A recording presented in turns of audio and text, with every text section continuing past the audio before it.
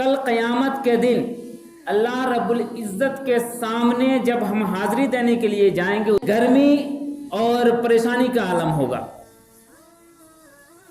حضرت آدم علیہ السلام سے لے کر کے حضرت محمد مصطفیٰ صلی اللہ علیہ وسلم کی امت جب تک قائم رہے گی، جب تک دنیا قائم ہے، تب تک جتنے انسان آئیں سارے انسان وہاں جمع ہوں گے۔ اپنے اعمال کی وجہ سے وہ گرمی کا شکار ہوں گے۔ اس دن وہاں ایک چیز کا سایہ ہوگا، عرش کا سایہ ہوگا صرف، اور اس عرش کے سائے میں ایسے لوگوں کو پناہ ملے گی، ایسے لوگوں کو بیٹھنے کو ملے گا، ایسے لوگ اس سائے میں جا سکتے ہیں جو 7 طرح کی صفات میں سے کسی ایک بھی صفت کو وہ اختیار کر چکے ہوں گے۔ 7 طرح کی صفات میں سے کسی ایک بھی صفت کو اختیار کر چکے ہوں گے، تو ایسے کو وہاں پہ جگہ ملے گی۔ اور یہ جو 7 طرح کی جو صفات ہیں نا، اگر ہم چاہیں تو 7 کو اختیار کر سکتے ہیں، اور 7 کو اختیار اگر نہ کر سکے تو میکسیمم کوئی 5، کوئی 6، کوئی 4، کوئی 3 اختیار کر سکتا ہے۔ اگر ہم اس جگہ بیٹھنے کا ارادہ رکھتے ہیں، اس دن محشر کی جو گرمی ہے اس سے بچنے کے لیے عرش کے سائے میں جانے کی ہم خواہش رکھتے ہیں، تو ہم کو ان 7 صفات میں سے میکسیمم کو اپنے اندر لانے کی کوشش کرنا ہے۔ رسول رحمت صلی اللہ تعالی علیہ وسلم نے اسی لیے تو بتایا تاکہ ہم اس پر عمل کریں، ہمارا شمار ان لوگوں میں ہو جو وہاں پہ پناہ لیں گے، وہاں پہ رہیں گے، وہاں آرام کریں گے۔ امام عادل، انصاف کرنے والا ذمہ دار، انصاف کرنے والا خلیفہ، انصاف کرنے والا امیر، جو مسلمانوں کے گروہ کا، جو مسلمانوں کے اجتماعیت کا امیر ہو، لیڈر ہو، یا لوگوں کی اجتماعیت کا لیڈر ہو، اور وہ انصاف سے کام لیتا ہو۔ یہ انصاف بھی بڑی بھیانک چیز ہے، ہر ایک سے ہوتا نہیں ہے، اسی لیے سب سے پہلی خوبی اس کو بتایا گیا۔ 7 طرح کی خوبی ہے، اس میں سے پہلے نمبر پہ اس کو رکھا گیا۔ اس کا مطلب یہ ہے کہ اس کے اندر ضرور کوئی بات ہے۔ انصاف کا معاملہ آسان نہیں ہے۔ ہم لوگ جب سنتے ہیں کہ نہیں انصاف کرنا چاہیے، انصاف ہونا چاہیے، تو بہت ایزی میں لیتے ہیں، حالانکہ جب اس پر عمل کرنے کی بات آتی ہے تو اچھے پھسل جاتے ہیں۔ اس لیے کہ انصاف جو ہے وہ دائیں اور بائیں دیکھ کر کے نہیں کیا جاتا ہے، انصاف اسٹریٹ ہوتا ہے، سیدھا ہوتا ہے، اس میں اس کا فائدہ اور میرا فائدہ نہیں دیکھا جاتا، اس میں صرف یہ دیکھا جاتا ہے کہ حق پر کون ہے اور ناحق پر کون ہے۔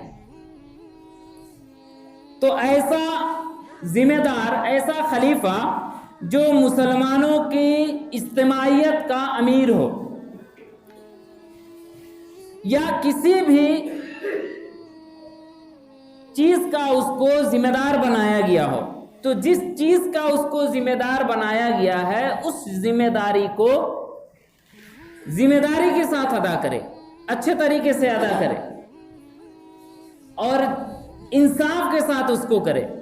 تو اگر ہم لوگ چاہیں گے تو ہم ہر اعتبار سے ذمہ دار ہیں۔ اللہ کا رسول صلی اللہ علیہ وسلم نے ایک جگہ اور فرمایا ہے کہ ہر شخص ذمہ دار ہے، اپنے آپ کو ذمہ دار سمجھنا ہے اور اپنی ذمہ داری کو ادا کرنا ہے۔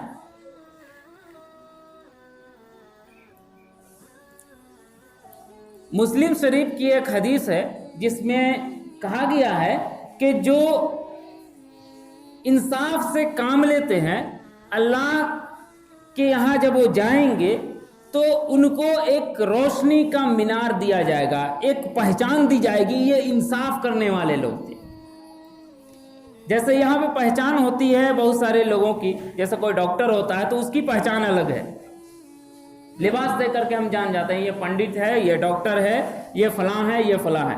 اس طریقے سے محشر کے میدان میں ایک خاص مینار، ایک خاص روشنی دیا جائے گا کہ یہ انصاف کرنے والے لوگ ہیں. تو بہت بڑی بات ہے. دوسرا، ایسا نوجوان جو اپنی جوانی کو اللہ کی عبادت کے لیے وقف کر دے، جو اپنی جوانی کو اللہ کی عبادت کے لیے لگا دے. اللہ کی عبادت کیا ہے؟ صرف نماز پڑھنا نہیں ہے. اللہ کی عبادت، عبادت جب کہتے ہیں تو ہم لوگ کا ڈائریکٹ ذہن میں یہی آتا ہے کہ نماز پڑھنا. صرف نماز پڑھنا اللہ کی عبادت نہیں ہے. اللہ کی عبادت یہ ہے کہ اللہ کے تمام احکام کو بغیر کسی سوال کے مان لیا جائے. اللہ کہے نماز پڑھو، نماز پڑھنا ہے. اللہ کہے روزہ رکھو، روزہ رکھنا ہے. اللہ کہے کہ برائی سے بچو، برائی سے بچنا ہے. جس چیز کا حکم ملا اللہ کی جانب سے رسول اللہ کے ذریعے، اس کو بس تسلیم کر لینا ہے، اس میں کچھ سوال نہیں کرنا ہے، اس پر عمل کرنا شروع کر دینا ہے. تو ایسا نوجوان جو اپنی جوانی کو، اپنے جو 20-25 سال کا جو عرصہ ہوتا ہے جوانی کا، اس عرصے کو اللہ کے راہ میں لگا دیا مکمل. ایک شاعر نے کہا کہ تیری جوانی رہے بے داغ، کوشش کرے کہ اس کی جوانی بے داغ ہو. اللہ کے راستے میں لگایا جائے تو ظاہر سی بات ہے اس کی جوانی جو ہے وہ داغدار نہیں ہوگی، بے داغ ہوگی. تو ایسا نوجوان کو موقع ملے گا اس دن، جس دن بہت زیادہ گرمی ہوگی، بہت زیادہ پیاس کا عالم ہوگا، اس سائے میں رہنے کے لیے جگہ ملے گی، عرش کے سائے میں رہنے کے لیے. تیسرا، 2 صفتیں ہوئی. تیسری صفت، ایک ایسا آدمی جس کا دل مسجد میں لگا ہوا ہو، مسجد سے لٹکا ہوا ہو، اور ایک نماز ادا کرنے کے بعد اس کو فکر ہونے لگے کہ دوسری نماز ہم کو پڑھنا ہے. ایک نماز ختم ہوئی، دوسرے کا انتظار ہو، دوسری نماز ختم ہوئی، تیسرے کا انتظار ہو. یعنی مسجد میں ہی لگا رہنا اس کو پسند لگے. دنیا کی بہت سارے کام دھام ہیں جس کو کرے، لیکن اس کو کرتے ہوئے اس کا فوکس جو ہو کہ اذان کب ہوگی، کان کھڑا رہے ہر وقت ہو. اور جیسے اذان ہوتی ہے اپنے کام کو سارٹ آؤٹ کرتا ہے، مختصر کرتا ہے اور سیدھے مسجد چل پڑتا ہے. تو ایسا آدمی، ایسا شخص جو ہے اس دن حقدار ہوگا. ایک مثال لوں کہ ہم کو کام میں نکلنا ہے، ابھی صبح 9 بجے کام میں نکل رہے ہیں. نہانے سے پہلے ہم اپنا کرتا، اپنا شرٹ جو ہے اس کو آنگن میں ٹانگ دیے. اس کے بعد ہم چلے گئے، کام میں چلے گئے، کام میں لگ گئے ہم. اب ہم کو چھٹی ملے گی تو شام کو ہی چھٹی ملے گی 5 بجے. آفس میں ہیں یا پھر کہیں کوئی دوسرا کام کر رہے ہیں، اب وہاں سے ہم کو شام کو 5 بجے چھٹی ملے گی. اب کام کرنے کا اچانک یاد آیا کہ 2000 کا نوٹ جو ہے میرا شرٹ میں تھا اور اس کو ہم آنگن میں پھیلا کے لٹکا کے چلے آئے ہیں.